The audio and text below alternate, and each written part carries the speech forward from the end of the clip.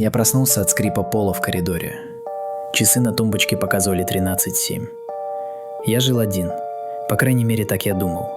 Скрип повторился. Медленный, осторожный, будто кто-то старался не шуметь. Я взял телефон. Связи не было, но пришло сообщение. «Мама, не выходи из комнаты. Это не я». Сердце ударило так сильно, что в ушах зазвенело. Я начал печатать ответ, когда экран погас сам по себе. За дверью комнаты кто-то тихо вдохнул, очень глубоко, как будто пробовал мой запах. «Сынок», – прошептал знакомый голос. Я забыла ключи. Ручка двери медленно опустилась. В этот момент телефон снова загорелся. «Мама, я умерла 3 года назад. Кто бы ни был за дверью, он уже давно живет с тобой».